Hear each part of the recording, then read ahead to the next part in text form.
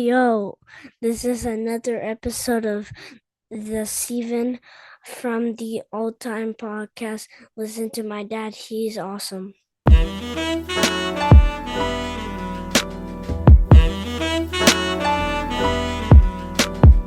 Welcome to a new episode of Steven from the All Time Podcast. I am your host, the Ayatollah of this whole shit, the whole damn show, the rated R podcaster, a revolutionary, and the fucking voice of the fucking voiceless.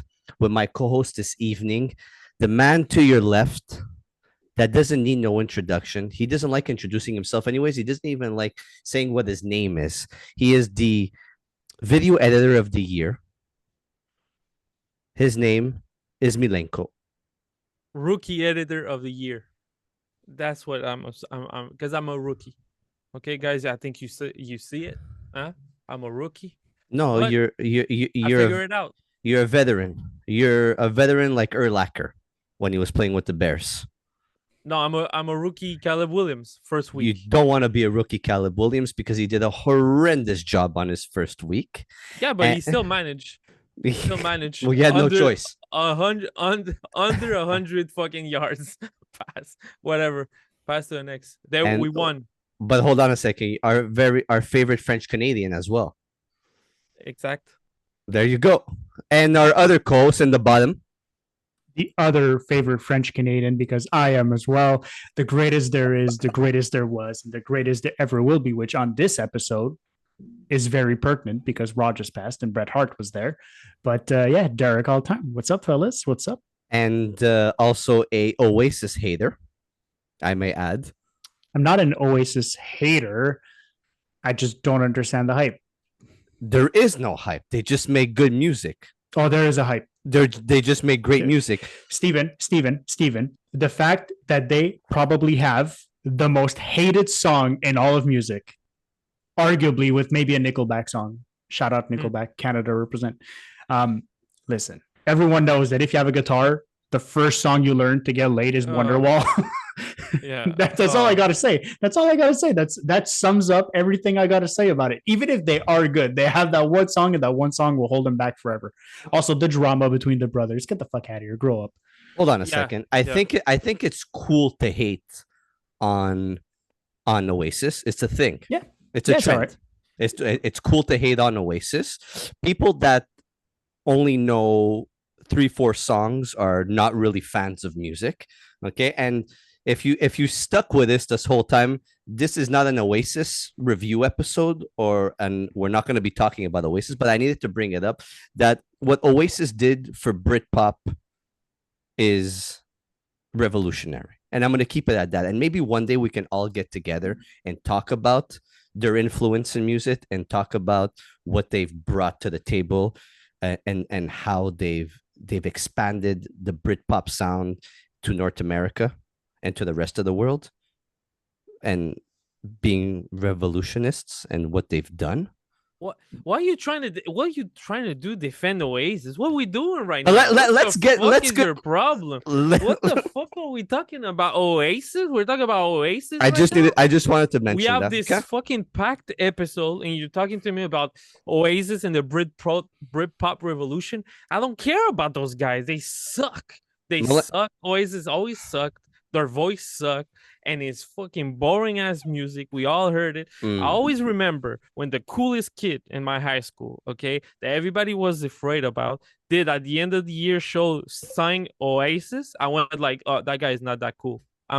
He's not that cool, and I can fuck him up if I want to one day. So that's all I remember about Oasis. I'm like, really, Oasis? You were gonna play guitar and sing Oasis in front of the whole school? You're not that cool, bro. You're not that cool, bro. I get, Milenko, your frustration and all your anger. This is all because of the hate and anger. This is what you should have this is of all the hate that I've brought forth to you, and I understand you're just giving it back to me. It's okay. We'll have a conversation. It's okay. You just said it. We have a packed episode. We have a lot to fucking talk about. There's albums left and right and center. Vamonos. But before we get to the albums, there's a lot that's happened in the world of wrestling. Okay, if you don't know by now, we bring you nothing but the best in wrestling and in hip hop. And we're going to start off this evening with AEW All Out pay-per-view. Okay, shout out to all the AEW haters. Shout out to all the AEW people that just always look at AEW as such a horrendous product because they like to read the critics. They like to go on Instagram, Twitter, and see all the hatred towards them, and watch maybe like five videos of them not having a packed house, and it's the same video on loop all the time. So shout out to them before we get started. Malenko Derek, AEW All Out in Chicago. Okay. We're not going to break down all the matches unless Malenko, that was on your schedule for this evening. No, we can't break it down. Okay. All matches, but overall, AEW All Out, what did you think?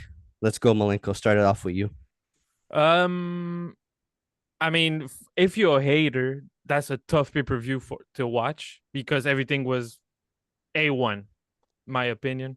I think everything was A1. Every match had good storytelling. You see the whole storylines that they have in AEW right now. They're all really good. They probably, arguably, have the best rivalry in all wrestling right now with Swerve and Hangman. That's been going on for a year now. And the pay-per-view I think, was their best pay-per-view all year. Really? Okay. Oh, 110%. Derek, I'll let you speak next. I don't know what else to say. Listen, as someone who watches all WWE pay-per-views, watches AEW pay-per-views when I get a chance, because it does become a lot. It's a lot. And as well as watching the WWE, the weekly episodes.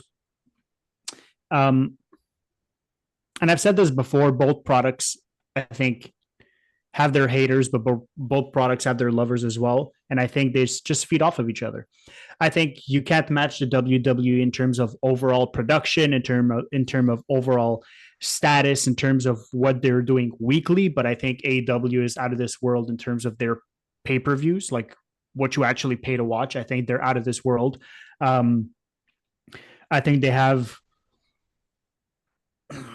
the best wrestlers in the business. If you take their best and you put them against the WWE's best, I think AEW has the better wrestlers. They put on the better matches because they have a little bit more freedom in terms of doing so. Story-wise, I can't really mention much story-wise because I don't follow them weekly. However, I could say that the storytelling aspect within the match itself is very excellent. I could definitely say that. For me, probably the only caveat that I'll just add to this whole thing, and this might just be me, maybe because there's just too much wrestling going on. But for me, it felt like there was just an AEW pay-per-view, like last week, 2 weeks ago, something along those lines. All in. So for me, I think the only thing, even though I don't follow them weekly, I feel like it's I've already criticized WWE for having a very, very short turnaround in terms of their pay-per-view and building stories. So for me, as good as from a technical perspective, the matches were and everything like that, I just felt like the turnaround was a little too sudden to build on stories. Now, with that being said, they told the story in the ring, but the overall build-up, if I put myself in the position of a wrestling fan, maybe not the best. But yeah, we'll probably dive into the matches after because I think there was some standout matches. I think some were better than others. I don't think they were all on the same level in any way, shape, or form. There's one for me that really, really stood out, but I'm curious to hear Steven before we start talking about the matches. I'll give my opinion real quick on what my thoughts on the whole pay-per-view itself. It was probably my least favorite pay-per-views that they've done out of all the ones they've done so far in 2024. You're right. It's coming off 2 weeks from All In. Usually they do it the week right after. But they did tell a lot of stories. And to all the people out there that say that AEW has no storylines, it's just tricks and flips, you guys are just reading what social media is telling you. I think they put on phenomenal matches. If I'm gonna go up against WWE in terms of in-ring performances, if it's not your Seth Rollins, sorry, if it's not your Roman Reigns matches, if you're not your Cody Rhodes, Kevin Owens matches, your in-ring performances are kind of lacking. AEW knows how to put on matches. They really, really, really know how to put on matches, and it's not just tricks and flips, because wrestling has tricks and flips. Wrestling has technical aspects in matches. Wrestling has so much. Okay, it's not just boxed into technical wrestling and certain hardcore matches, certain disqualification matches, and all this stuff. Wrestling as a whole has so many different types of matches. That's why we're invested into wrestling, because it gives us so many different things, so many different storylines, so many different types of matches, right? But I just found that, look, there's 4 matches that really stood out to me. The other matches were probably more just put there to fill up the card. Okay. Again, coming off All In. There is 4 matches I really, really want to talk about before we get on to anything else, but it wasn't my favorite. I would probably give it if I had to rate it on 10, I would have given it a 7 on 10. And this is probably my lowest score. And there is really 2 big reasons on that. And we'll get to it. The first match I want to talk about, Malenko, correct me if I'm wrong, is the opener to All Out. That is MJF, Maxwell Jacob Friedman versus Daniel Garcia. Man, I'm not going to say much because we talked about MJF a million times on this podcast. I'm going to tell you something about Daniel Garcia, though. If he continued to work like this, I can see the young Randy Orton in him, bro. I want that, not that wrestler and not that calm down. I see that psychopathic on the ring, those faces. I like that assassin faces that he's making. He's going crazy. I love it. That's what I meant by Randy Orton. Calm down, people. But that's, for me, that first opener is everything that wrestling needs to be. It's perfection. I think there's nothing more to add. The greatest opener you can desire for. 10 out of 10. The opening match, Derek, I'll get to you. The opening match, like Malenko said, it's almost everything you want in a wrestling match. They told you a story. It wasn't just tricks and flips and stuff like that. It was basic. It was your technical wrestling. You're in the ring wrestling. I mean, both guys have enormous talent, and everything was crispy. There was no botches. Everything was crispy. Great rhythm. The rhythm was flawless. They took their time, but they still went through everything. The finish was awesome. The move sets that they used were awesome. They hardly ever used the same move twice. They squared off.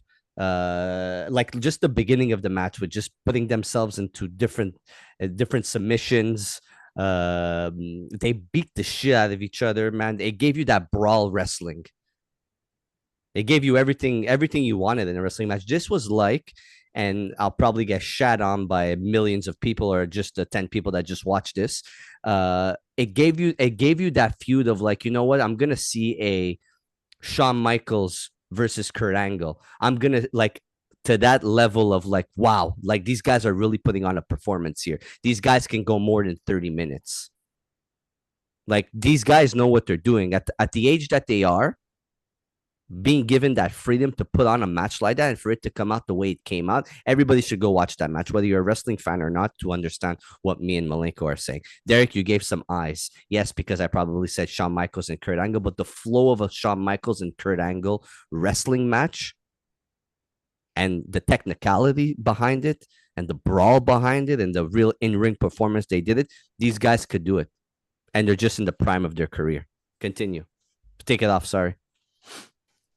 I don't disagree, but I don't wholeheartedly agree as well. I think it was a great match. Don't get me wrong. I'm not going to shit on anyone. I think it was a great match, but at the same time, after a while of watching WWE, a lot of the pay-per-views sort of feel like it's just reheated, to be perfectly honest. But I feel like AEW is a little bit of the same. And we'll get to into the specific as to why that is, because there is one match in there that we've seen before, and I do have opinions on that match. Listen, I think MJF shines the most when he's on the mic. I think he shines the most as a despicable heel, even though he's a heel that people love to cheer. I personally, however, don't really believe in the technical aspect of his wrestling game. And I'm not saying that he hasn't showcased it. He has showcased it. Mm-hmm. But whenever you're someone that on the mic, you're brash, you're aggressive, you're in your face, your wrestling style sort of needs to match that as well. And I feel like whenever he sort of caters to the other wrestlers in terms of the technical ability, I feel like it takes away from the aggressive sort of performer that is MJF. So for me, whenever I see MJF and he's all talk, he's braggadocious, he talks a lot, he's larger than life. Whenever I see him do the submission kind of wrestling and the technical kind of wrestling, I have trouble putting his wrestling performance and the wrestler, the persona together in terms of one cohesive being. Mm-hmm. I don't know if that makes sense. You know, like Triple H was surgical on the mic, or Randy Orton surgical on the mic, but he had that surgical attitude in the ring as well. But I also think that, you know, he sort of caters to the match that the performer in front of him sort of puts on as well. So listen, kudos to him. He's able to do it. I just want to see the more aggressive. I want to see him back up what he says on the mic with the same intensity and the same energy and the same aggression that he puts in the ring. I find he does. I just that you got to look at MJF though, as he kind of reminds me of Eddie Guerrero in a certain way, and where Eddie Guerrero was slick in the ring. Like, as much as he was a heel and he was good on the mic, but he was slick on the mic. But he backed himself up in the ring into where he didn't give you a beating like a heel does. He doesn't have that full on aggression in the ring. He was able to beat you and just being in pure wrestling form. But that's Eddie Guerrero. And that's how he backed himself up, right? Like, he would have to cheat to win the match. MJF, that's Eddie Guerrero. But yes, but MJF's character is that heel that's going to cheat to win in the ring. You know what I mean? He's going to use his AEW ring to punch you in the face when the ref is not looking. He's going to give you a low blow when the ref is not looking. He's going to rake your eyes when the ref is not looking. His character and what he does in the ring, I think, combines well together.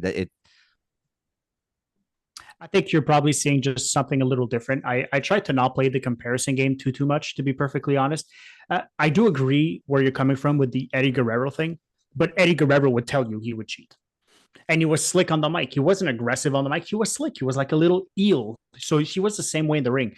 I feel like sometimes MJF is very loud, very aggressive, very sort of like in your face, I'm the best, this is my show sort of thing. And I feel like whenever he does the technical wrestling style it's not dominant. You understand what I'm saying? Mm-hmm. It's sort of exchange. It's sort of like a fair kind of thing. It whereas, depends like, of the era, because I think you haven't, like, his latest promo, he's been holding it down a bit more. He's less aggressive mm-hmm. than when he was like against Adam Cole, let's say. Mm-hmm. But that's also a thing, right? Like, where's the consistency? Not the consistency in the quality of the matches he puts on. That's not for question. But where's the consistency of who MJF is? One second he's switching it around. That's the thing, right? 1 second he's the very braggadocious guy against Adam Cole. Then the next second he's singing with Chris Jericho. Then after that he's putting on a technical masterpiece with Danny Garcia. Like, I understand he wants to maybe touch everything and show everyone that he's the most complete wrestler, but I'm not buying into the character at that point because he keeps switching it up. I never know which MJF I'm getting, right? And it's not a dig to him. I like MJF. I think he's one of the best wrestlers in the business right now. It's just, I don't know. Sometimes it's a hit or a miss for me, depending. And that match, how will you rate that match on 10? On 10, from just a pure technical, from a pure wrestling match, no other opinions granted. That's an 8.5 on 10. And the only reason why it's an 8.5 is because there's other matches in there that were fucking insane. Man, that match to me was perfection, almost perfection. It's what I want in my wrestling. Yeah, plain and simple.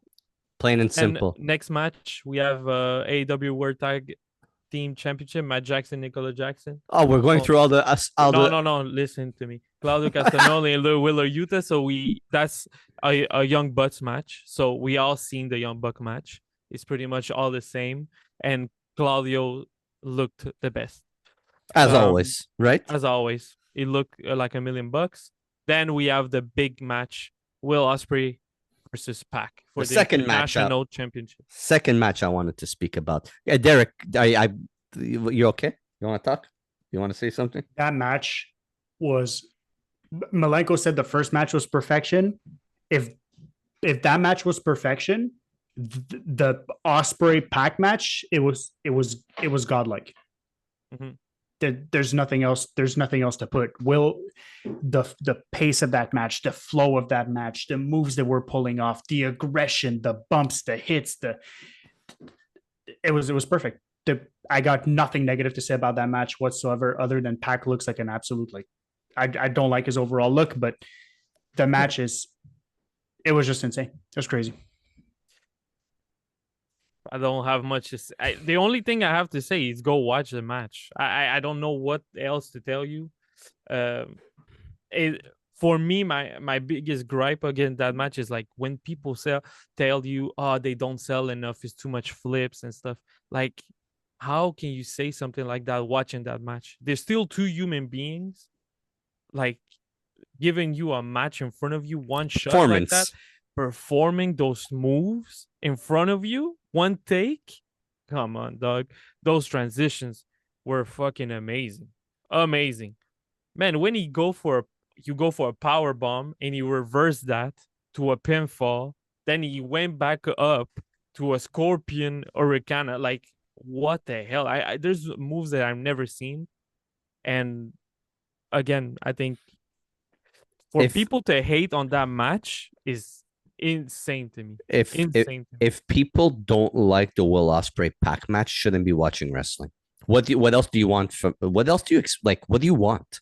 Like, what do you want? Do you want to see Jey Uso giving 16 sweet chin musics? Do you want to see Jey Uso giving what's his fucking other move that he gives 67 spears in a match? Like, what do you want? There's nothing that there's nothing in those types of matches where the guy consistently uses the same moves on you and has nothing else to show for it.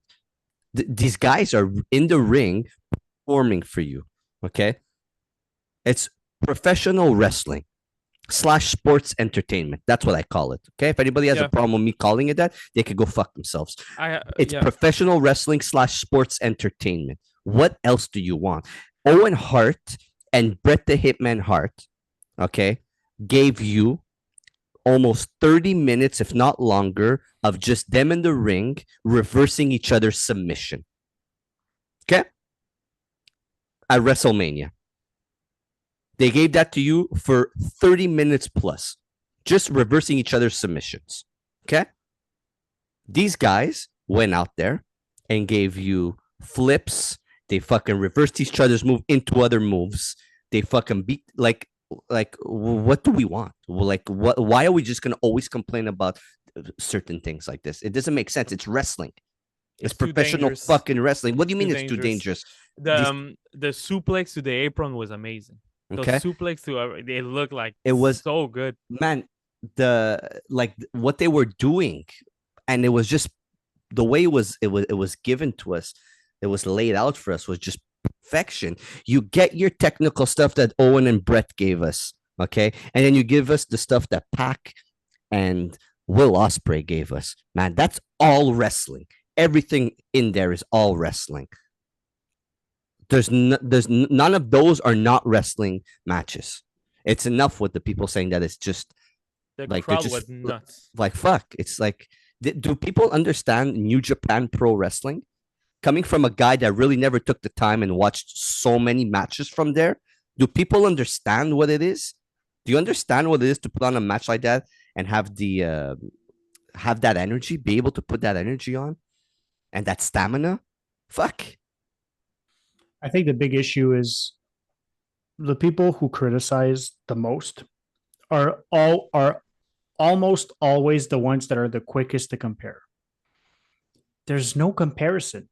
There's no comparison. You just can't compare. You're comparing different eras of wrestling. It's like comparing football players. You know, like you can't compare. Yeah, you can't do that. You just can't do that. Like, who's the best Formula One driver of all time? I don't fucking know. Like, who has the most championships? Then people are like, oh yeah, but he has the car. Yeah, shit changes. Shit evolves. You know, Kobe said it the best. You can't compare eras like that. You can't do it. You can't do it. And right now, I will, going on the record, Will Ospreay is the best professional wrestler doing it right now. There's no one on his level. He's like a lion playing with his food. There's no one else. He makes everyone look good. Everyone has a good match against him. This guy he's the diamond. He's the one. There's nothing else right now. He's still young. He's still doing all of his things. Hopefully he stays healthy. That's the one thing I'll say about EW. Sometimes they go hard. If shit goes wrong, it will go wrong and it will hurt. That's for sure. Someone's career will be on the line. But besides that, if you're just a wrestling fan, forget the WWE you used to watch. Forget the Attitude Era, the Ruthless Aggression Era. Forget the TNA pre-Hogan. Forget New Japan with Bullet Club. Forget all of that. Take the AEW match for what it is. A wrestler versus a professional wrestler versus another professional wrestler. Erase your mind to everything else. And we'll have a conversation about it if you dislike it. But if you dislike it, I'm just going to tell you, go watch it again. You missed something. Yeah. It's as simple as that. Simple as that. And now he's going against Ricochet. Oh, and even the Pac and Will Ospreay, from Pac to being like pissed off that he got pushed back for that championship title, two British guy going at it. I mean, the story was quick, well done, and now with this Ricochet, Will Ospreay is gonna have probably one of his best rivalry because he had matches against him already, so they need to just do that long rivalry, and we're gonna get great matches out of that. Something else to add for that match, guys? And then how the fuck do you follow that match with a Chicago street fight, Chris Stanlander versus Willow? If you hate that match, I don't know what to tell you. How can that not be a highlight for you guys? How? I enjoyed it. It was fun. It's not that we didn't enjoy it. I think we were just coming off such a high of the previous match. Like, I don't know how the fans of AEW do it. I would be so friggin' drained after a pay-per-view like that. Just like, those are the first two matches, and then you have that. I have no more goddamn energy. There's no more energy to be had. I need to recover. You need to give me a buffer match. You need to give me like two marshmallows fighting. Like, give me something like that. Don't go into that. Steven, you gave me 4 matches. That must be in your 4 matches. Absolutely not. What the fuck? No. You're insane. No, because the reason I have the other 2 matches, because there's a lot more to talk about in those 2 matches. But this was a good match and it was very enjoyable. I'm not gonna shit on it. It just, there was too much that happened. Another 5-star. To me, that's another 5-star. I don't give a fuck. That's another 5-star. What was the next match? Then we have the Continental Champion 4-way match. That was an okay match. We have Okada, Cassidy, Tankisha, and Briscoe going at each other. That was pretty. I was expecting Okada to win, and I hope Okada goes against Tankisha. That would be insane. Après, we have TBS Championship, Mercedes Moné versus Shida, Hikaru Shida, one of my favorites. Okay match. They went at it. That's a 7 out of 10. Then we go World Championship with Danielson versus Jack Perry. Bryan Danielson. What do you think about that? It's one of the matches that we needed to talk about. This and the main event, of course. Bryan Danielson, Jack Perry. If anybody watches wrestling and saw Jack Perry's entrance and was able to point out what Jack Perry was doing when he came to the ring and how he was imitating CM Punk in CM Punk's hometown to see if he can get a reaction and for people to realize that he was doing a CM Punk entrance once he got up onto the ring, into the ring. Did anybody realize that, or am I the only brain? I didn't realize it. He did exactly what CM Punk does. He climbed up, got into the ring, did the disc in front of the crowd, and then he didn't go to the left, he went to the right, and he did the same thing that CM Punk does when he gets up on top of the rope, and then he jumped into the ring. It was all planned perfectly to imitate CM Punk in his hometown after him, both of them getting kicked out because of the feud that they have, that kerfuffle that they had All In last year. Maybe it's just me. But shouldn't you do that if you know you came out on top of the confrontation? Yeah. Personally, like, who taunts a guy after the guy arguably beat you? I have no idea. I mean, that's just me. It's because That's they're in just me. Chicago. It's because they're in Chicago, Yeah, and it's because of Chicago. and the stupidity that they've had going back and forth. And I understand, but you only do that. You only taunt the guy. Yeah, and people turned. You heard You know, like- they were yelling CM Punk, and then they turned on fuck CM Punk chants. Jack Perry is as thin and skinny as this blue pen. You mean Jungle Boy? You guys don't like Jack Perry. He'll forever be Jungle Boy. I like Jack Perry as a heel. I'll be very honest with you. I really like Jack Perry as a heel. I think what they're doing, booking him right now, is the best thing they could have done. Of course, I don't want to be named Jungle Boy after a Jurassic Park. But you forgot Luchasaurus. Yeah, they were sick. I like them. The match was a good match. I enjoyed it. Jack Perry held his own against Bryan Danielson. Again, very technical in the ring, the back and forth. Jack Perry had a grasp on the match to a certain extent. I would say till maybe about 10 minutes into, where the rest of the match, Bryan Danielson just annihilated him and was reversing everything Jack Perry was doing. But again, it was a very interesting match. They were able to tell a story within the match. Malenko, you're shaking your head. Yes, you agree? Great story. Yeah. Great. Yeah. To the point where Bryan Danielson ends up winning the match.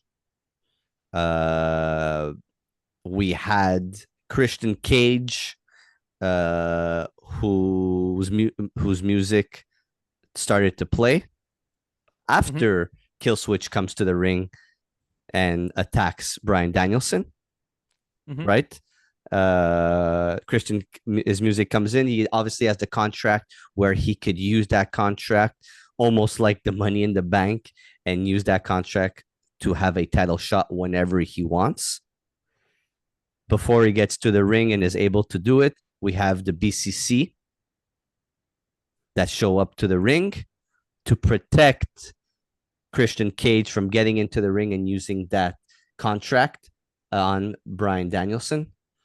The BCC being Jon Moxley, Wheeler Yuta, Claudio, and new member Pac. Right? He's the new member in the last couple of weeks.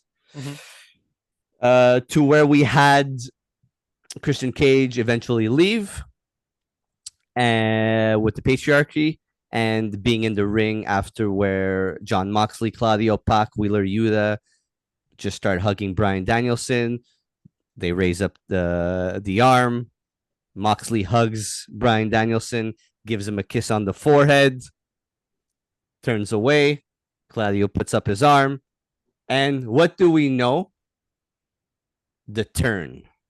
The turn that I mentioned in the last episode when we spoke about All In, that what's going to happen, they were going to turn on him. Jon Moxley is going to turn on him. What did Jon Moxley do once Claudio turned on Bryan Danielson. Bryan Danielson being there staring at Claudio with those big bulky eyes in disbelief. Jon Moxley decides to take a plastic bag, put it over Bryan Danielson's head, and starts to suffocate him. Boys, which the Chicago fans then all led into a chant, "This is murder." It was fucking funny. It's one of the most outrageous chants I think I've ever heard in my life. look, I'm gonna go ahead and ask you guys about what you thought about that whole segment at the end with the turn. I love the turn. I think the turn was necessary. We want to see Jon Moxley versus Bryan Danielson. This turn was it was coming. It was almost impossible for these guys to really last this long together. But the way it was done with Jon Moxley using a plastic bag and wanting to suffocate Bryan Danielson, I didn't see the point to it. I didn't understand it. To me, I don't think there's any need for that in wrestling. It doesn't really do anything to the storyline. You're trying to kill someone with a fucking plastic bag. You're trying to suffocate somebody. So technically you want to kill the guy. I mean, you've seen it a million times. Plastic bag suffocating? I've never seen it. Dude, there's people run over cars to other people. Absolutely. I get that. It's no different. I think it's just another violent image, but it's not, it's still work. Don't worry. I just didn't I didn't like it. I didn't agree with it. I didn't think it was necessary. You're trying to kill the guy, so basically you can't go up against the guy, right? You want the title shot, but you're killing the guy. So technically suffocate him a bit. You just suffocate him a bit. Fuck you let him turn blue and then you let him go, and you know, dude, you've watched The Sopranos or not? Dude, you suffocate him a bit, turns color blue, you leave him go, you know. We're talking about wrestling. Next time you get it, you better have my money. Next time you better have my money. It's the same thing Moxley did. A little bit scared. People are making a big deal out of this. I think everything goes, man. It just I like look. It's a violent image. It's a violent image. Look, I'm super happy I was not watching this match with my son because my son was going to be watching this with me, and thank God he decided to go to bed and not want to watch AEW with his father, because this is not the type of thing that I would have want my son to see. Yeah, that I agree. There is more to somebody. Yes, you made a good point, Malika, and I'm happy you brought that up. Running over people with cars and stuff like that. There's more of a, oh shit, he just did that versus fuck, he's suffocating the guy. I find Brian Pillman put out the gun on a segment. He didn't use it, but still he put out the gun. I think the shot. People have amnesia what people used to do back then. I think so. Vince McMahon blew up in a car. Like. I get that. Stone Cold attacked Vince McMahon while he was in a hospital bed and shoved a needle up his ass. It's all good. Yeah, it's all good. It's all good. People calm down. It's a violent image, but he's not gonna kill him. Fuck, Darby Allin won a match because he was about to burn the guy alive. It's okay. Don't worry, people. It's all wrestling. It's a work.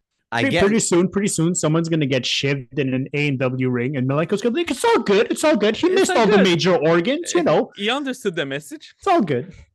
I like the turn. So there's having the gun, there's having these types of things, but then actually using them and being put like fucking the guy was suffocating the guy with a paper bag. Yeah, but The Rock gave fucking 9,000 headshots to Mankind in front of his family. But the wrestling chair is part of the wrestling match. Oh, okay. You like to explain why. I want to know why you like that. I didn't like it, but I didn't hate it either. It's a cold ass message. That's all. So you didn't like it? Message. Oh, I didn't. Why didn't you like hate it? Why didn't you like it? Is there a reason why? Did you think it was necessary to have that? Do you think they could have done it differently? I mean, no, not really.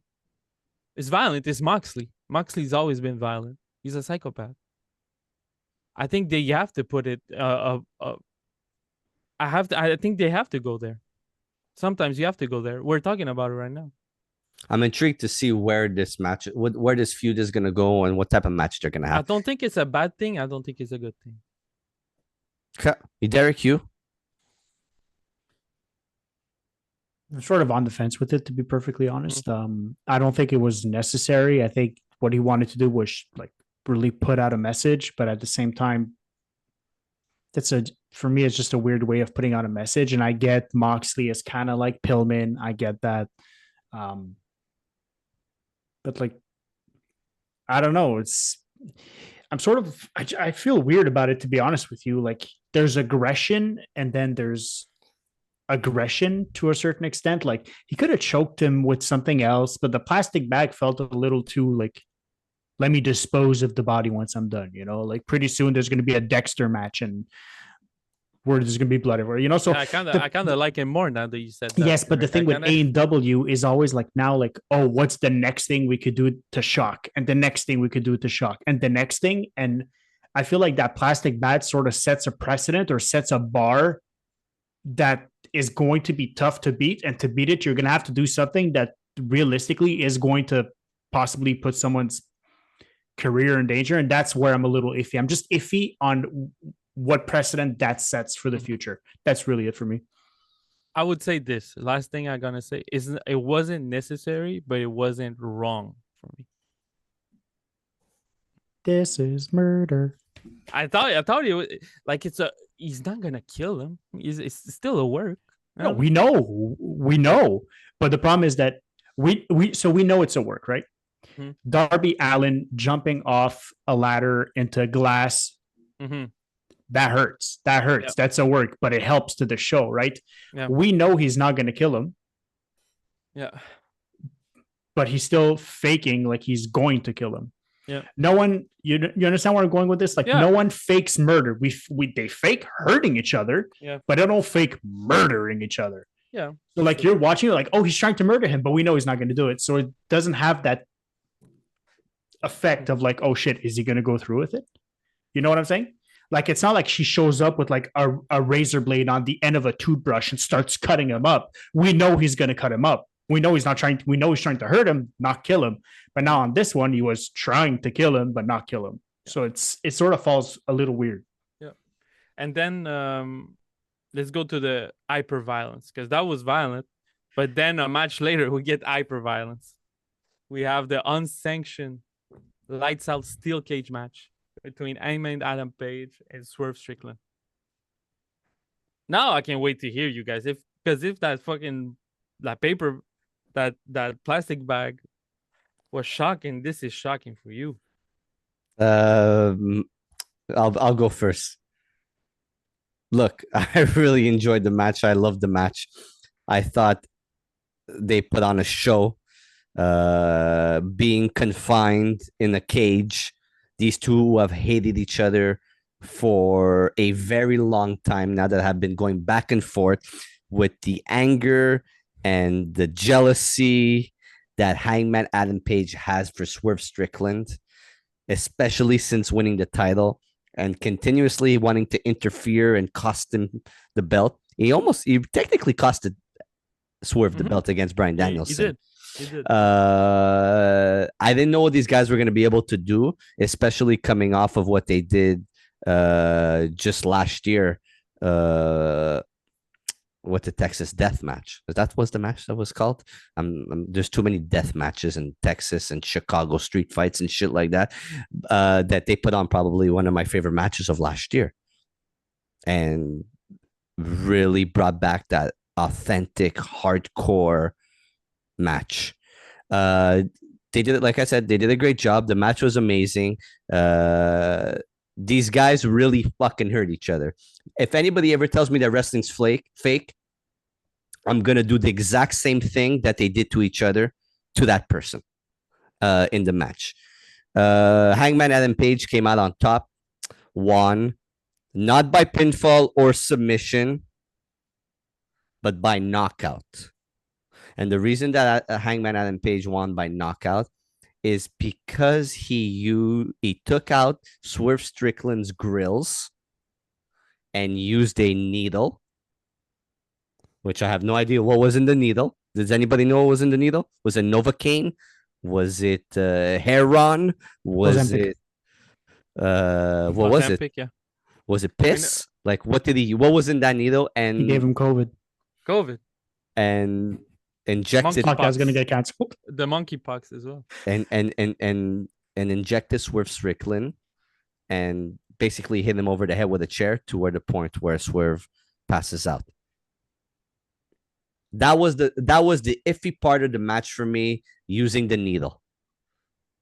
I didn't understand the reason. I know that these two just want the shock value, and they look at wrestling, especially Swerve Strickland, as an art form, and they are going to push that button, and they're going to push the envelope, whatever the hell you want to call it. They're going to try and go to the next level. I don't think they needed a needle. I have no idea what was in the needle and what the needle was used for. Please, somebody enlighten me. It was for the pure image. It was just the pure image, the gruesome. You liked it? Of course. You liked the needle? Of course. Of course. I mean, The needle. it's the first time I see that, and it's probably gonna be the last time I see it, and I'm gonna remember that shit for the rest of my my life watching wrestling. And you thought that was enjoyable? Serious question. The needle or the match? The needle. Yeah. Derek, you? At all? No. I'll be perfectly honest. Okay. Mm-hmm. I'm up to having a conversation about this. Mhm. I didn't like this match. At all? I didn't need it. They just had one. They just had a Texas death match. Why do you need to do another one of these where you just fucking beat each other to a pulp? You don't need it. You just had one. You had one, albeit it was last year, but it wasn't a year ago. You had one what? Like at the very end of last year, December of last year. So it's been less than a year, and November. But it hasn't been a year, and you put on another one of these. I personally didn't need it. It just felt like shock value. It just felt like another aggressive match to just say you're having an aggressive match to sort of bring back all those fans that watched the Texas Death Match, or everyone that's watched that Texas Death Match that wasn't watching AEW, like, oh, Swerve and Hangman Page are going again, and this time it's a street fight and it's in a cage. Oh, damn, the last time they had the Texas Death Match, they almost killed each other, blah, blah, blah. Oh, I'm going to watch it. That's what it felt like. It felt like they were just doing it to bring in clicks, to bring in views. I'm not saying that they didn't put on a good show. They did. I'm just saying that I personally didn't need another hyper violent, hyper aggressive match like that. I'm not saying I didn't enjoy it. I just didn't need it. It just, it's for me that's the kind of match that, like, you have in a rivalry, you have one of them and that's it. You don't have three, you don't have five, you have one and that's it. You forget about it. It's done. We've done it. Like, do we really need to see Darby Allin jump off a ladder into glass onto chairs? We don't need to see that again. We've seen it once. It just felt like I was watching the same match again. That's just my take. I know I'm going to get roasted for it. That's perfectly fine. It's okay. I mean, you can. So you don't like Terry Funk? No. Okay. That's sorry to the old school fans. I'm not a fan. No. How dare you? Terry Funk is his whole career. Yeah, I mean, it is. Terry Funk is just rivalry matches against, again, you don't like Sabu and they go violent and violent. Well, ECW really had a lot of those violent matches, right? We've seen the ECW storylines. We've seen the ECW events, and pay-per-views, and weekly shows. It was all about that to a certain extent, right? We didn't see needles. Again, that's just maybe me in my old age, but the match was good. I enjoyed the match, except for that part. I think I just want to make in context. I am so different than you guys, but I think my wrestling, like Terry Funk is one of my favorites. Mankind is one of my favorite. Like, so I like that lure. I always like that lure of taking, because sometimes wrestling to me, when the guys are going at it and they hate each other and that's such a violent that, like, I enjoy those. Like, I enjoyed GCW matches and shit like that. Like, I like those. So I get why people sometimes. I don't think the only thing that I'm differ from you, Derek, I think they needed that because at that point the rivalry throughout the year was such on a high note that I don't think they could end it another way. Like you cannot do a one-on-one regular match after what you just got. This is the ender. This I think they need to cool down for a long time and then maybe respark it maybe in the future. But I don't think they did it for the clicks. I don't think they did it for just bring no. I think then if you resparkle that match, where are you gonna resparkle to? You're gonna resparkle to a Hawaiian fishing rod boat match? Like what's the next thing? Like they're both gonna fight in an ambulance, so that way whoever dies, like he'll be on his way to the hospital. Like who wins before we get there? Like that's for me, that's the kind of thing, right? That's the way you're gonna see the creativeness. I think that's the way violence is. We're watching wrestling when violence is the way to be creative. So I guess, yeah. When you go at that level, you have no choice to bring it. Like it's just hardcore wrestling has been there for years now, and that whole culture of, I think they described it well in the story. The hatred they have. I mean, Adam, the way the Hangman at the end, the face that he made, okay, and the whole just the ender of the match, that was great storytelling. To me, that was probably the way he's ending on the ring and he's looking at like, wow, I just got this violent in front of everyone. Everybody gonna see me like that now. Going back, and then when he comes back, did you hear the crowd reaction when he came back, like to hurt him again? People were screaming at him. You don't hear those kind of reactions often. I'm sorry. You just don't. You just don't. Those are the kind of reactions you get with extreme violence. I mean, it's a shock value. I mean, at the end of the day, man, those Japanese guys and all those hyper violent matches, they bring something from you. I know everybody don't understand it and it's not for everyone. I get it, but I think that match was fucking pure violence poetry, dog. I think so. Another match I'm happy that my son didn't watch. But anyways, he watched the match last year. So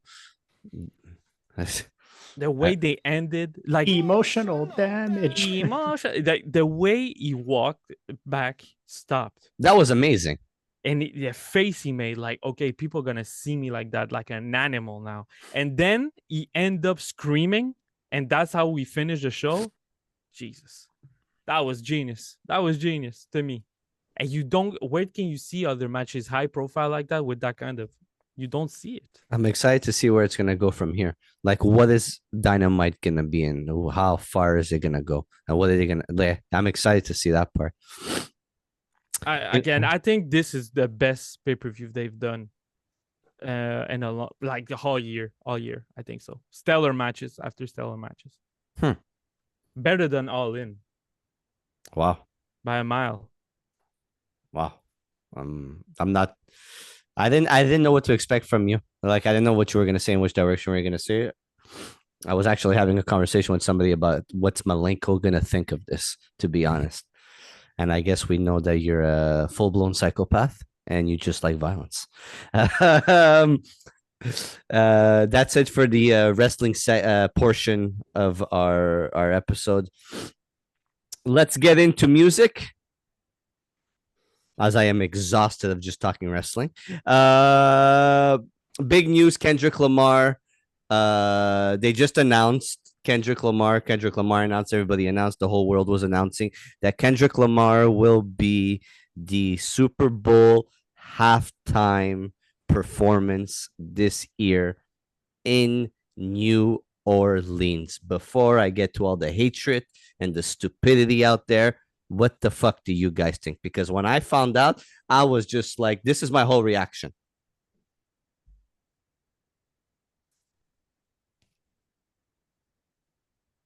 For people that are listening, how do you describe that? I was like, I'm not surprised. I'm surprised. But you know what? This really feels good. Mm-hmm. It I for the longest time, I would say probably since 2011, 2012, I've been telling people the impact of Kendrick Lamar and how much his music is impactful for hip hop and how much he really brought that style of hip hop to a whole different level. And whether people want to agree with me or not, I really don't care about people's opinion on this because Kendrick Lamar is one of the best out. And whether you listen to underground, commercial, country music, any type of style of music, Kendrick Lamar is that artist. He's that guy that whether you listen to the underground or whether you listen to commercialized, in that middle ground, you are going to find appreciation for what he does in hip hop. And it's just very like, yeah, I told you guys. I'm like, you know what? I've been saying it for a long time.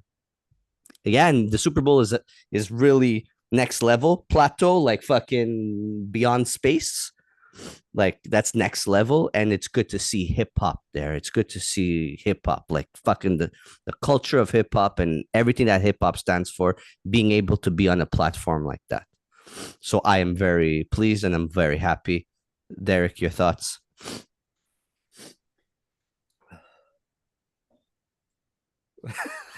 What, the Baltimore Ravens, are they going to be there or not? No, go. Okay. I like Kendrick. I do. His impact on music as a whole cannot be denied. I just don't know how I feel about him performing at the Super Bowl. I feel like it's them capitalizing on the whole Drake Kendrick beef. Because I love it. No, it's fine. I just listen. He's already performed as a guest. He wasn't like a headliner, but he was a guest. Phenomenal performance. Yeah, listen. Once again, I just wish it was something different. Listen, I'm a rock guy. Fuck you. Go. Was not expecting that, Malenko. That was great. Trap, if you're listening, you need to make a YouTube short with that one. We had a hip hop performance a few years ago, albeit it's not the same type of hip hop performance, but it was still a hip hop performance. Then we went into pop. I personally didn't need another hip hop performance at the Super Bowl. I understand this is a hip hop podcast. Don't get me wrong.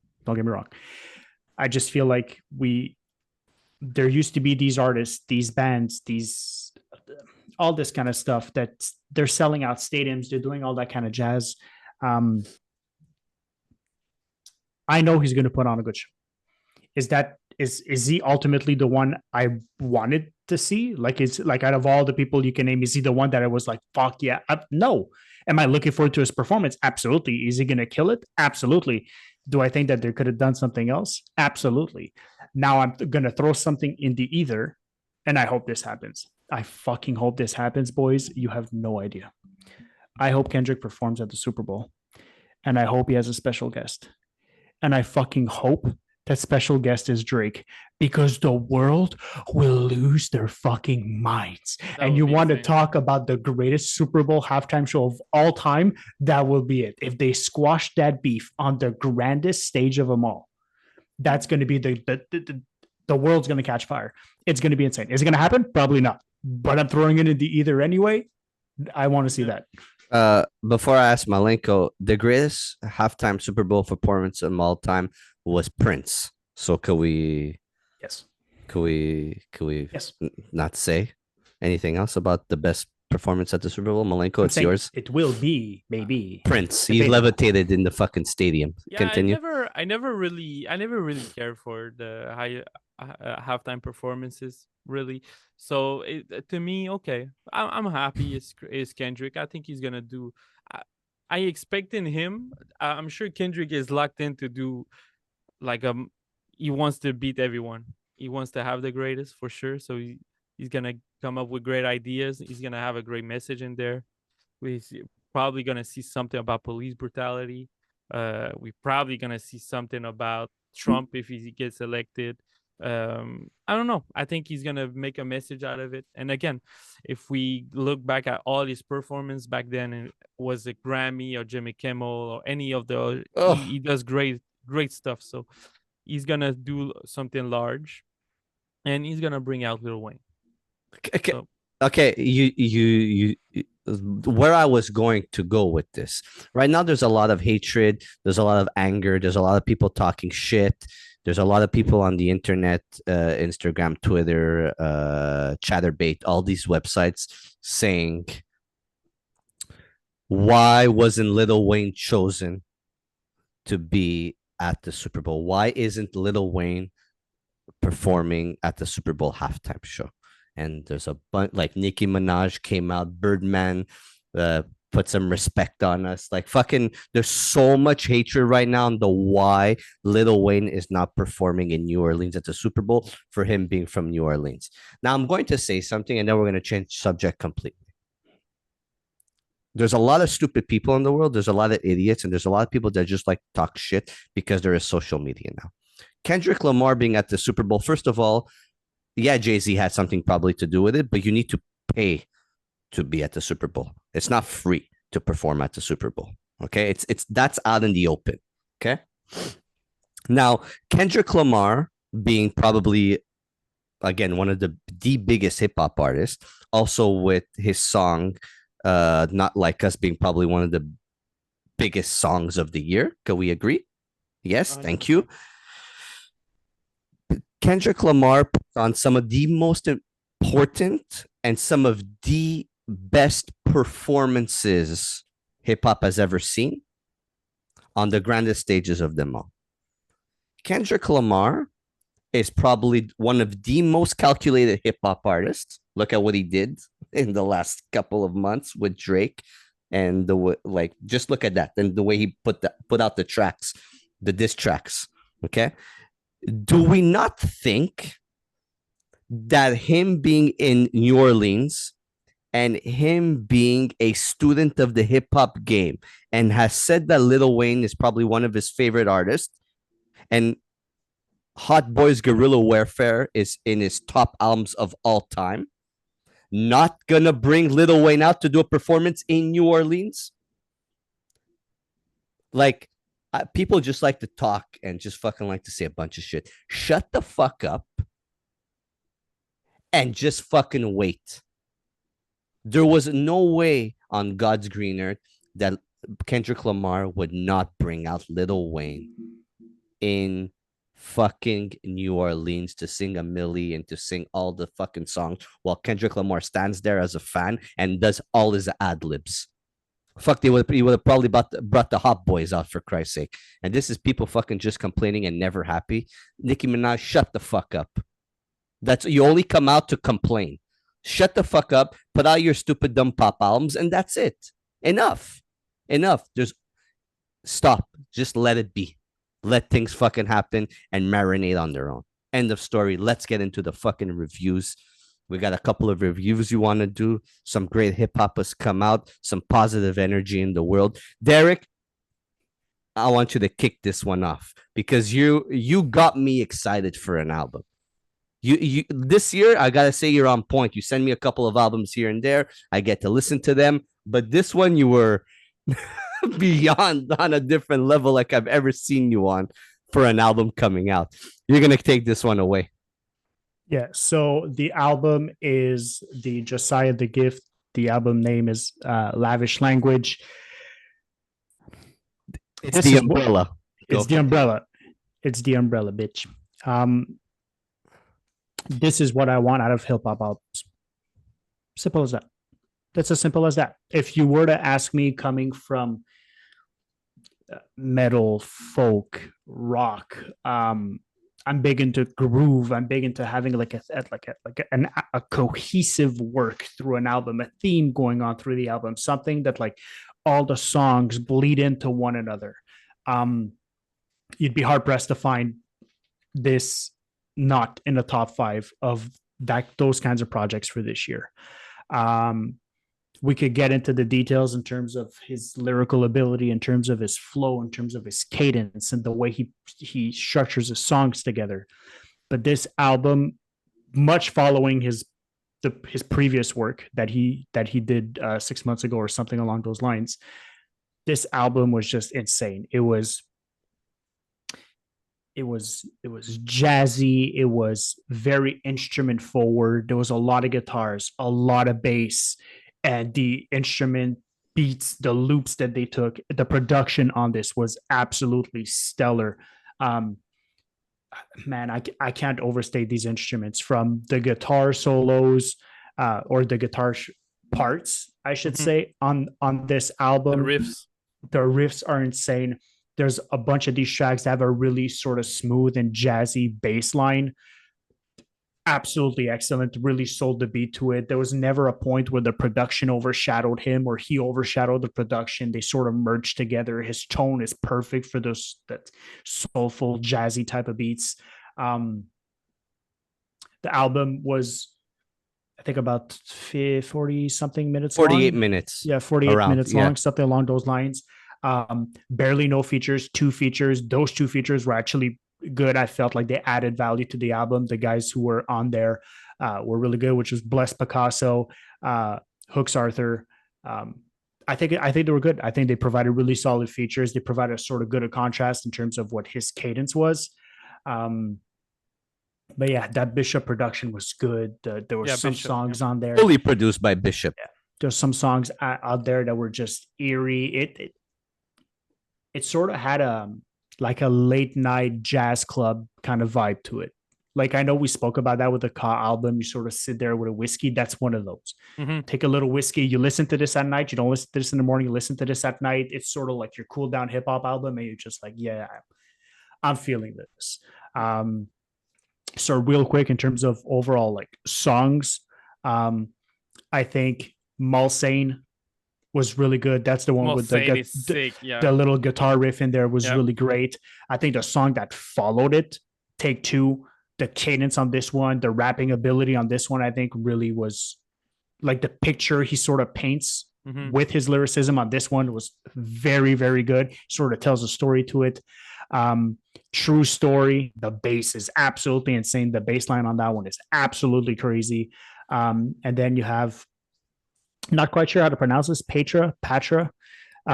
The storytelling in that one is flawless. He sort of paints a like a picture, like it tells a story. I think that's really well done. I think how he goes from just pure hip hop rap, kind of like, this is what I do, this is how I do it, to the storytelling and his penmanship, I think is really good.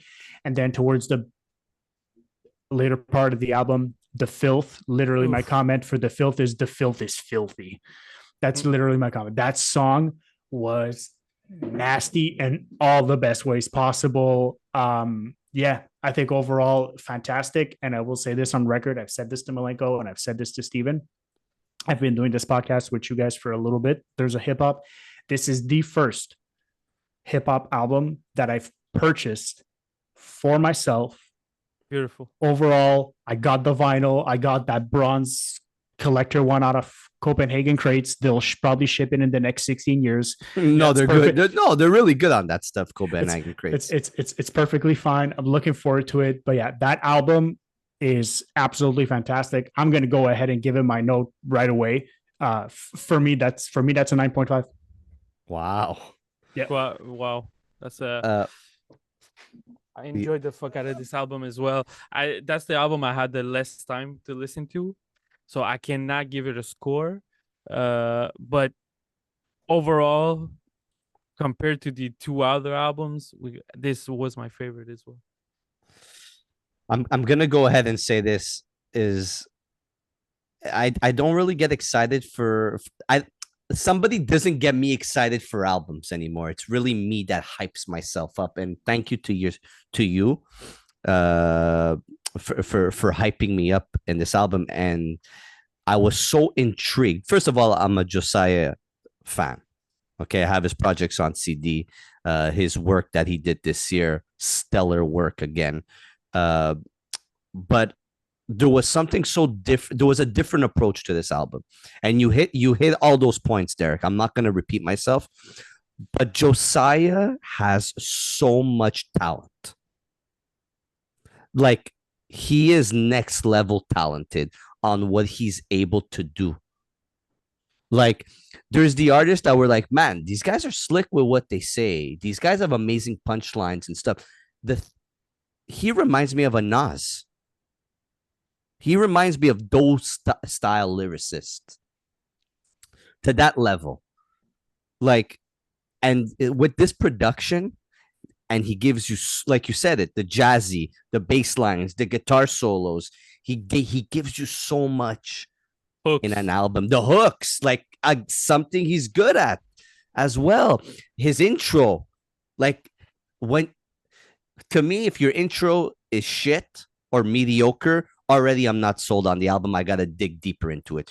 Josiah, every one of his albums, including this one, gives you those intros that make you want to listen to the album more. It drags you in. It reminds me of what we used to get. Like when you listen to Beanie Siegel's The Truth, you were like, fuck, I can't wait for what's next.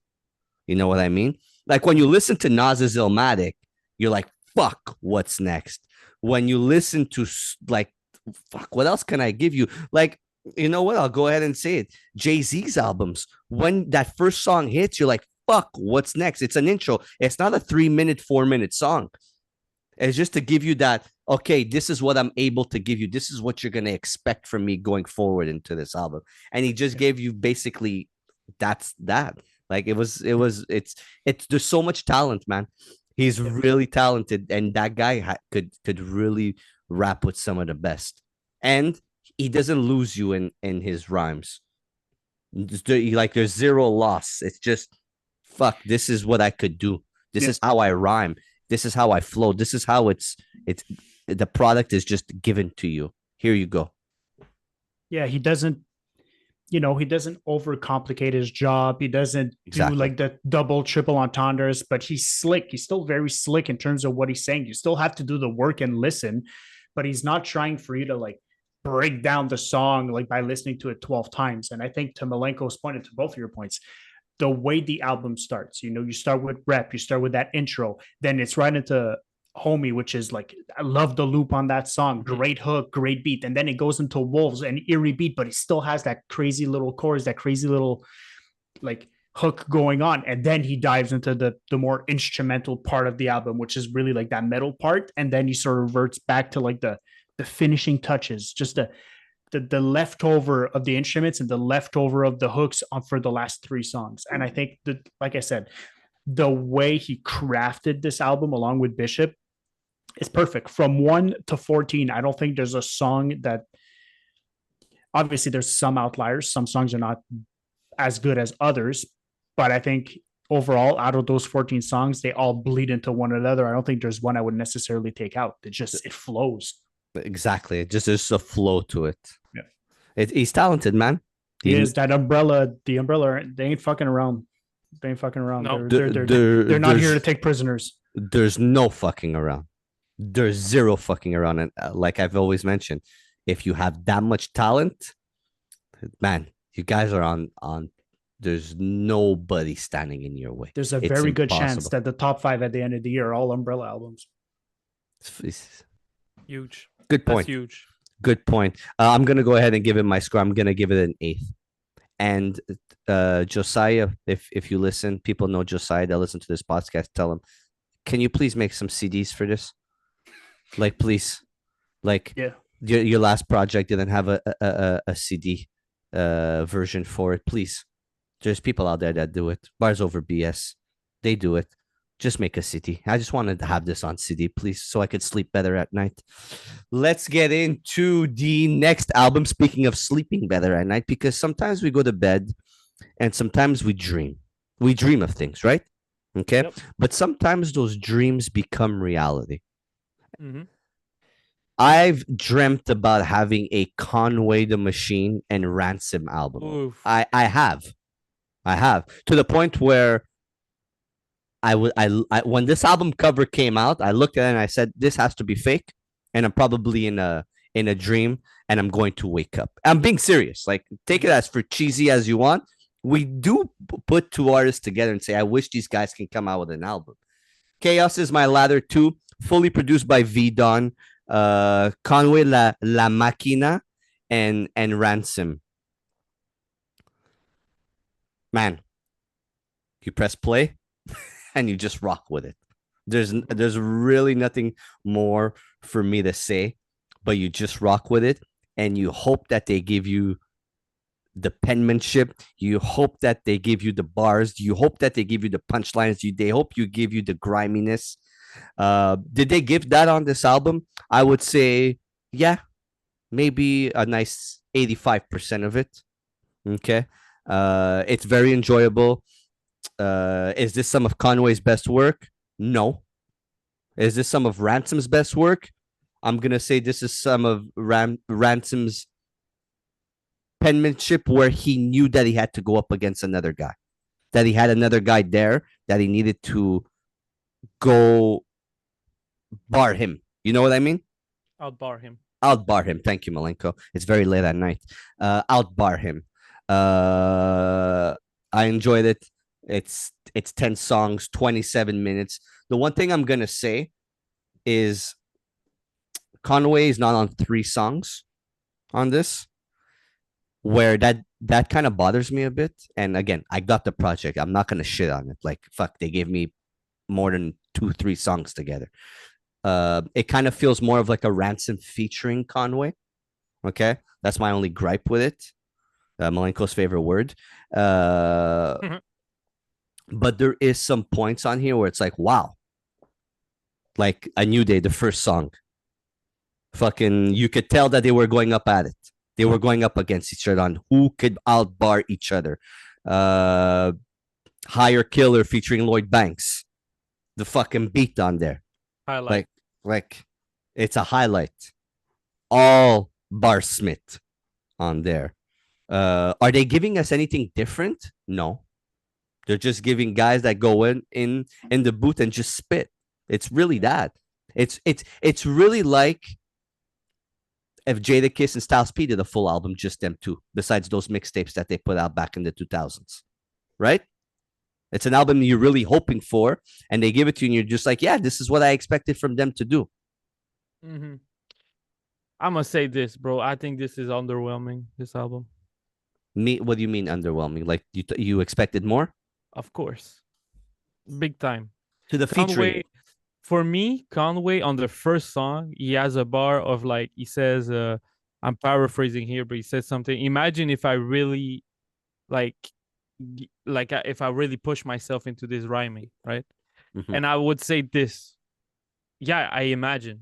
But why didn't you do it? I mean, he got outbar on every song. I think Conway. I think it's just disappointing. It's disappointing. I didn't. It's like if it's like Steph Curry and LeBron James prime, they're together in the same team and they just make the playoffs and they're like they won the first round. Mm-hmm. And I get it. It's like, okay, you guys are together, make something out of it. I think it was pretty quickly done. To me, it's more of a V-Don and Ransom featuring Conway. I think not featuring. I mean, it's more like the light on them is a shine on V-Don, especially for me. I think V-Don did great. Those beats I have nothing against the beats. It's just, I mean, just by the cover, I was like, okay. They didn't put much effort into it. That Conway picture is an old picture, and I don't know. It's just details for me, I guess. It's an old picture. I thought it was okay. 10 songs, 3 songs. Conway's not there. That's what bothered me though. If Conway would have been on those 3 songs, Conway, I guess they balance each other, but still, it's Ransom, dude. You need to go. And Ransom did his thing. He's high level, but again, for the second time this year, and I think he's the best lyricist. Does he have albums that I'm gonna go back to? No. Have you listened to Lavish back or no? Tell me the truth. You guys that went back to Lavish? 0. Same for me. And this I'm not gonna go back to. There's There's No no replay real value. highlight that's gonna stay for me for the whole year. With No this. replay value for Lavish, the album with Harry Fraud, right? Yeah, so it's underwhelming for me. But I get why you're saying it's underwhelming, Malenko, and I don't want to cut you off. It's to those points where you expect more, but you don't want to complain because you got something. But you're right with the underwhelming. Yeah. I just think it's the featuring. It's a they It's like, they could have done more. Yes, I get it. because They that's could have the done thing. more. I think with rap right now, sometimes I think they just release album and fans are content with it, and they don't do more than that. So sometimes I feel like they just release shit to release shit, Mhm. and they could put Conway could have dropped those verses on anyone's project, and it would have made no difference. Do you think that they had so much featurings in the tuck that they're just like, yeah, just let's put a project together? Probably. Derek, I'm gonna you brought up a good point about Ransom. Yeah, Please. I think Ransom is one of the best to be doing it right now, to be honest. 100%.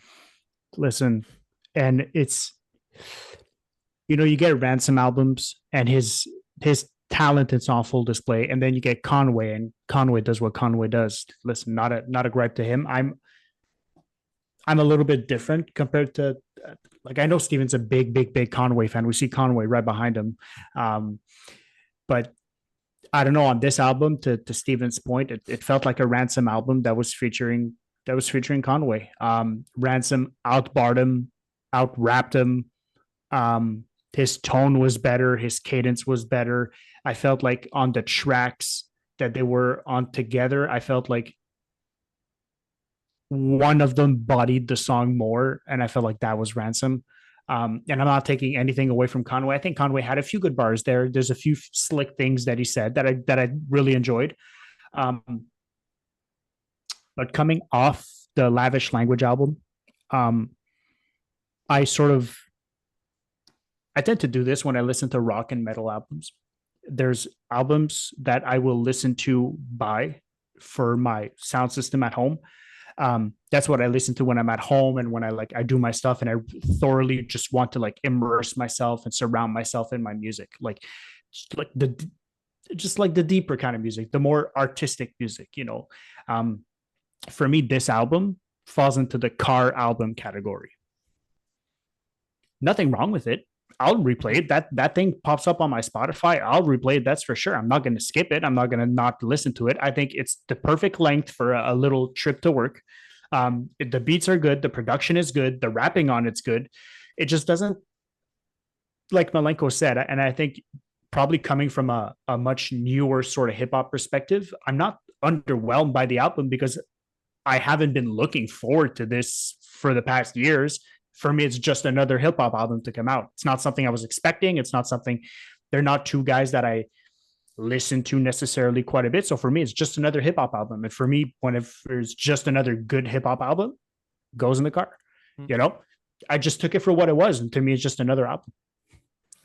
To point on Ransom's skills, like you mentioned, the last song on the album, Nefarious, where he plays Ransom talking to the devil, and he does the devil's voice, giving you the perspective of the devil. That conversation, that goes to show you how phenomenal Ransom is as an artist, as a rapper, with his pen.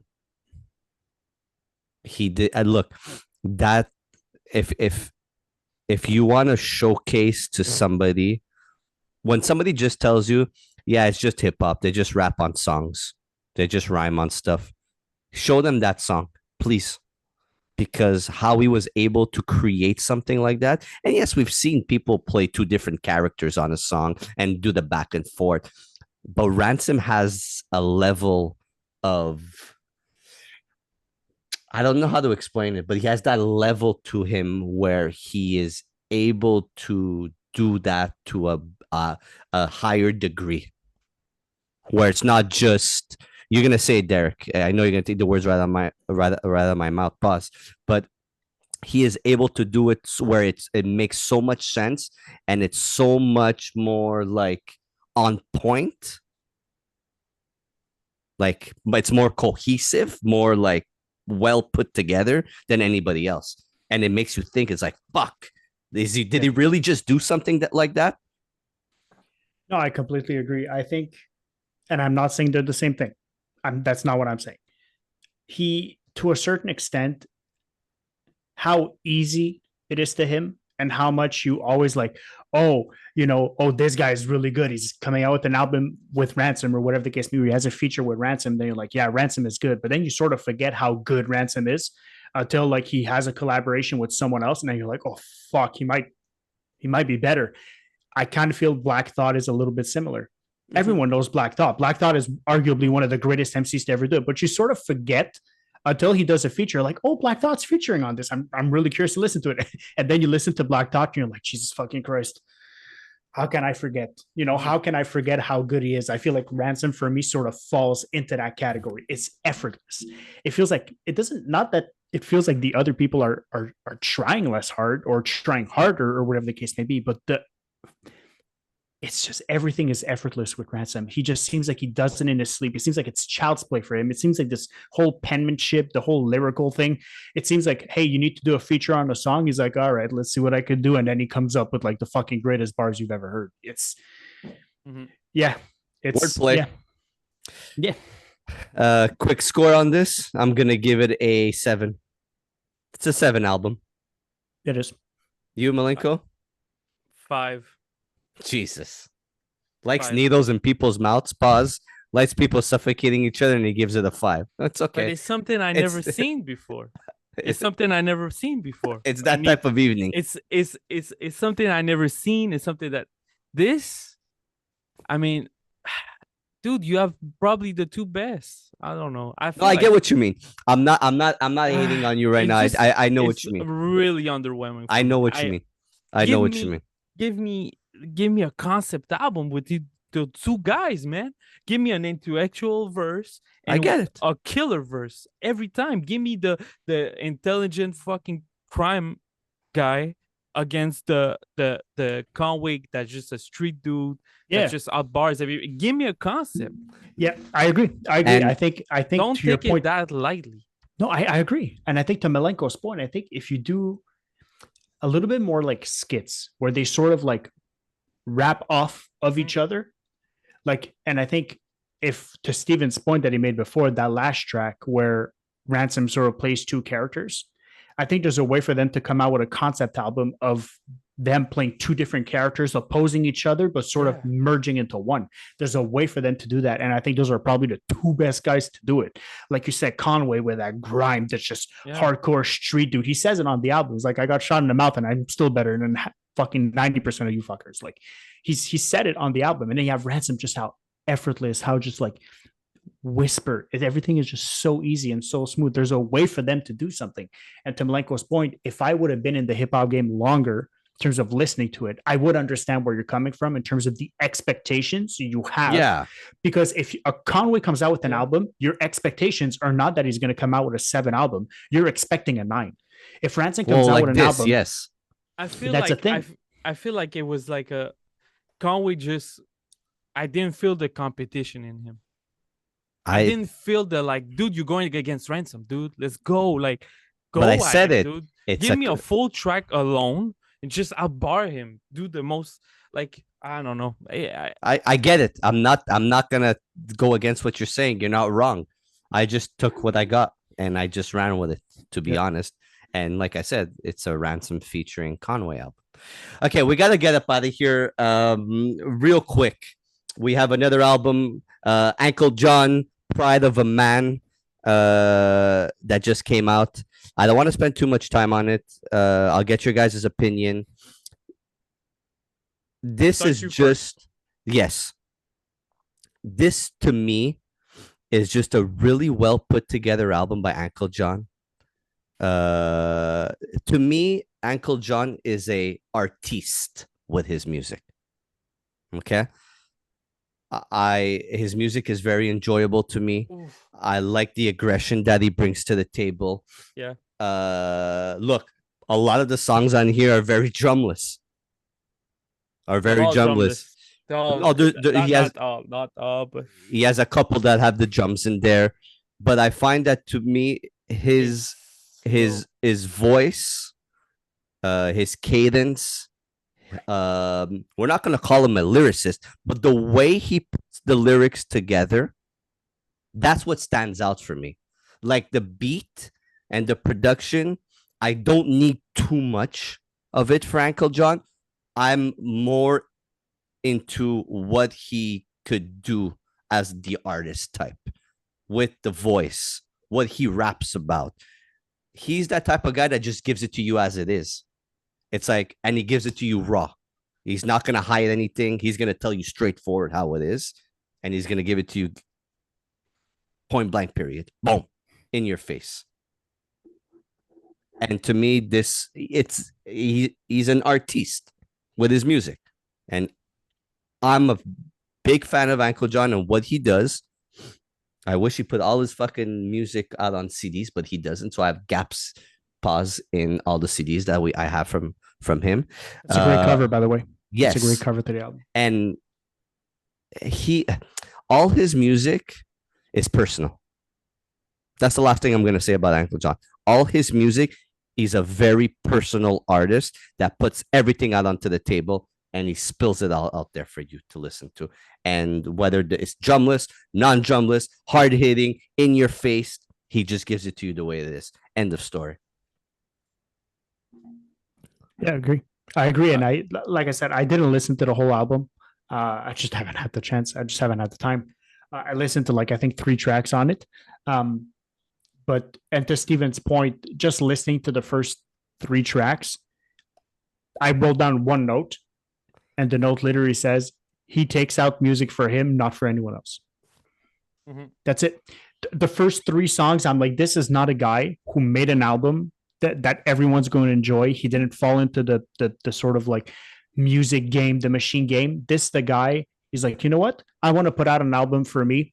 I'll keep the album for myself. I know I've done it. This is a personal project. I'm doing this for me. The first 3 songs that comes right across the board in terms of he did this for himself. He didn't do it for anyone else. Doesn't give a shit whether you like it or not. If you like it, good. If you don't like it, guess what? He didn't do it for you. He did it for himself. That's what stood out on the first 3 tracks, and I think the rest of the album pretty much says it. If Steven says it, he's listened to it probably 3 or 4 times. More. Yeah, there you go. And you know the soundtracks to the Stanley Kubrick movies? Mm-hmm. Oh boy. Okay. That weird music in the background that you're just closing up to somebody. Yeah, like Clockwork Orange, Space Odyssey, all that shit eerie. Shining. That's it. Basically, it's him rapping on fucking beats like that. Yeah. I for me, it wasn't for me. It wasn't for me. I mean, the Congressman, the intro, is exactly that. It's an eerie beat with some kick drum and relentless flow, high-pitched voice, no hooks. And that's going to be for the whole 17 songs. 44 minutes. To me, it was tough to concentrate. I would lose some part of the albums, even though I forced myself to try to stay concentrated the whole time. It would sound pretty much the same. There's no pace picking up. Cadillac Problem is probably the song that everybody can probably listen to, and it has the most streams. For that reason, I think the rest is very tough for me. Ankhlejohn is very much he's a feature artist for me. I really like when he's not for everybody. He is not for everybody. And I think features, I would have liked more features, because every time there was a feature for me, it was like a kind of a I can start breathing a bit more. Domo Genesis did his thing, Navy Blue did his thing, Willie the Kid, Inspector Deck. So for that, I mean, it was a tough listen. I'm not gonna go back to it for sure. And you like high pitch rappers, huh? Me? You're talking to me? Yeah. I you love like high that. pitched rappers. I love out of the box rappers. He's a relentless flow. Like for me, he's like in the vein of a Crime Apple, of Estinac, just relentless. He just doesn't stop. Relentless.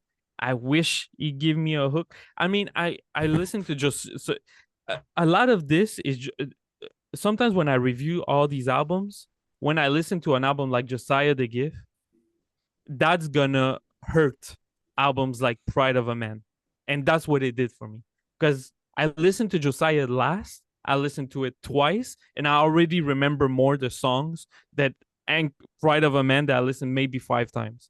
And dude, I had my headphones in, doing nothing, taking notes, and I was still zoning out. Like sometimes I was zoning out, and I was just thinking, how many BPMs is this beat? This is 60 or 80? Like what's slower can you get? Like I get it. I like some of it, but god damn it, it was too much for me. I came from that necro cage type of eerie rappers, out of the box rappers. So that's why I'm a huge fan of his work, and it doesn't sound like the other hip hop that I listen to, that I'm into. It's out of the box. It's different. It's very different. It makes me think. You like those beats? For his like voice, those beats? if there was anybody else on them, I probably wouldn't enjoy that as much. His voice makes those beats what they are. Yeah, I guess to your point, because again, then I sounds really hard on it. I think I'm tired today, and it was fucking tough for me to finish this album. But the beats, man, you're interested by those beats? Yeah, you find interest in those beats? This is those loops? This is a type of artist I would go see live, and I would sit down and just watch him perform. Without Her, you like that beat? Fucking loved it. Kiss of Congressman. Death. You like Congressman? Amazing opener to the album. The Congressman. That's what dragged me in. I was like, fuck, this is what I want to hear. But look at what we reviewed. Josiah, Conway, and Ransom, and the Ankhlejohn. It's just like it's all different hip hop. This is more the out of the box style of hip hop that not a lot of people are used to. You can't give this album to anybody. You cannot give this album to anybody. Somebody has to be listening to hip hop for a very long time and listen to different styles of hip hop to be able to appreciate out this. Of the box. I disagree with you, but it's okay. I think it's pretty much sample based, loop, simple. Like there's a lot of rappers doing that. Like a lot of those abstract rappers are doing that right now. You have a lot of choice. Mavs. You have a lot of choices. But like I mentioned, Mike, his high-pitched voice stands out. Okay. Again, I sound really harsh on it. I feel I sound really harsh, but to me, I feel like there's a lot of other and don't get me wrong, I love him on features sometimes. Like on that Boldy James feature that he did with Alchemist Production was excellent. But you ever hear the album with Rome Streets? Yeah, I heard that, and it's something that here made me realize that I like him better as a feature. But to me, he's just there's an album that I want you to go hear before you wrap it up with him, okay? And I want you to give me your actually two, As a Man Think It, and As Above So Below. Those are two albums from him that are two of my favorites that he's done, and I think those are the two that you would really appreciate, especially As Above So Below. It's the blue album cover. I want you to go listen to that one, and I want you to tell me what you think after. It's just not for me, I guess. I guess I wasn't in the mood for this. Look, I'm gonna give it a 7.5. Derek, you only listen to 3 songs, so you can't really score it. Malenko, where are we standing with it? I'll give it a 5 out of 10 as well. And again, it's not for everybody. It's not everybody's cup of tea, just like Oasis isn't. On that note, long episode. Malenko, good luck with the editing. Please, if you haven't liked and subscribed, please do so. press the like button. Like Trap says, I'm giving you 5 seconds. 1, 2, 3, 4, 5. Press that like button. Subscribe. Write in the comments. What do you want us to review? Is Malenko a hater? Does Derek know hip hop? No, I'm kidding. I'm just busting balls. But please write in the comments. Let us know what you think. Check out the past episodes. We appreciate everybody for checking in. And we'll be back with more reviews in the next couple of weeks. More wrestling and hip hop because we bring you nothing but the best and all of that stuff. Boys, thank you very much. If you're not down with that, we got 2 words for you. Like and subscribe. Plastic bag needles. Oasis. Okay. Definitely, maybe. Today is gonna be the day that they're gonna throw it back to you. Bye.